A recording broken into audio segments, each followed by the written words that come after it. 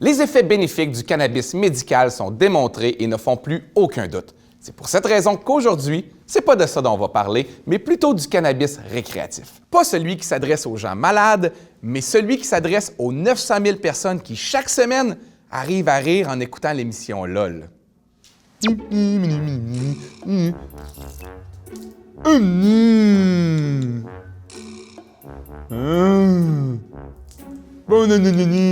OK, il peut pas parler français parce qu'ils veulent vendre ça à l'international. Fait que ce qu'il essaie de dire, c'est par le générique.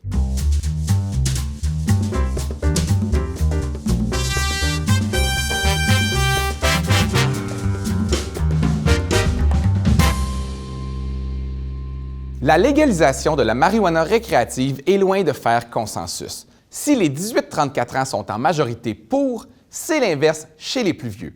Ce qui est quand même surprenant quand on considère que dans les années 70, ils étaient 45 % à fumer régulièrement. 40 ans plus tard, on est à 35 %. Un bel exemple de faites ce que je dis, mais pas ce que je fume. Parmi les raisons avancées par les gens qui sont contre, on parle d'une augmentation de la consommation chez les jeunes et des accidents de la route. Certains craignent aussi que la consommation de cannabis soit une porte d'entrée vers d'autres drogues plus dures. On y reviendra. Mais avant, regardons aussi les raisons avancées par les gens qui sont pour. On parle alors des revenus pour l'État, d'une baisse de la criminalité et d'un meilleur contrôle de la vente et donc de la qualité de la marijuana en circulation. Allons maintenant voir ce que la science nous dit. Ah, j'aurais préféré qu'on aille voir un épisode de Bob l'éponge. As-tu fumé? Non. Commençons par parler d'argent. On estime qu'au Québec, les revenus de la légalisation pourraient s'élever à près de 60 millions de dollars par année. Ce qui demeure peu, surtout quand on considère que le budget du Québec s'élève à 80 milliards. Donc, c'est pas avec ça qu'on va rénover nos écoles ni réparer nos routes. Par contre, ça se peut qu'après avoir fumé, ça nous dérange moins.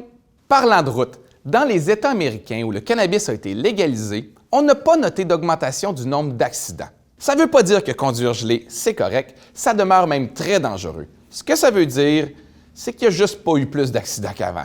À noter que dans l'État de Washington, où le cannabis est devenu légal en 2014, on n'a pour le moment constaté aucun changement dans la consommation.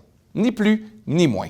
Par contre, au Colorado, où le cannabis est devenu légal la même année, la consommation a augmenté chez les adultes, mais a diminué chez les adolescents. Parce que ça a l'air que lorsque quelque chose devient légal, ça devient moins cool.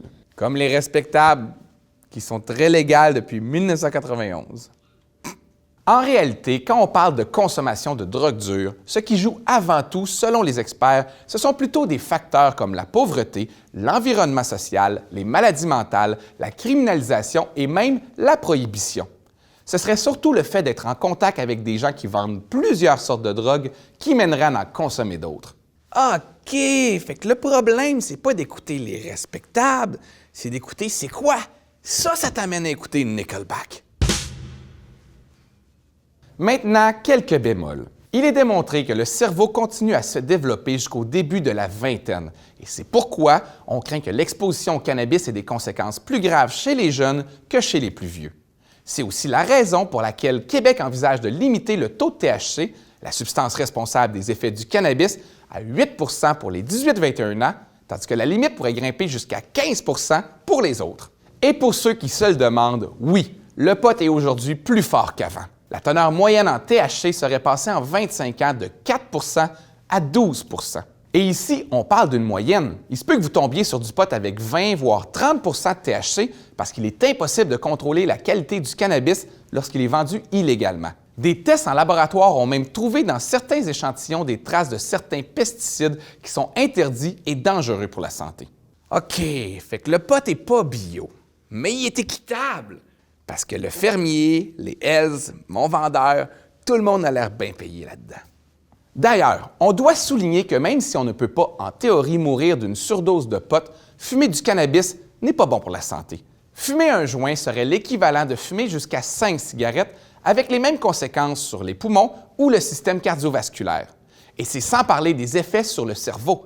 Une consommation régulière de cannabis engendrerait aussi une perte d'intelligence. Cela dit, c'est pas la seule affaire légale à avoir un effet sur ton cerveau. C'est aussi le cas de l'alcool, du tabac, du riz blanc, des beignes et même du fromage. De toute façon, c'est pas au gouvernement de te dire quoi faire avec ton intelligence. Elle t'appartient, puis si t'en as envie, tu peux t'en débarrasser. t'as le droit. Parlant de ça, nous, on se donne rendez-vous dimanche soir prochain pendant LOL.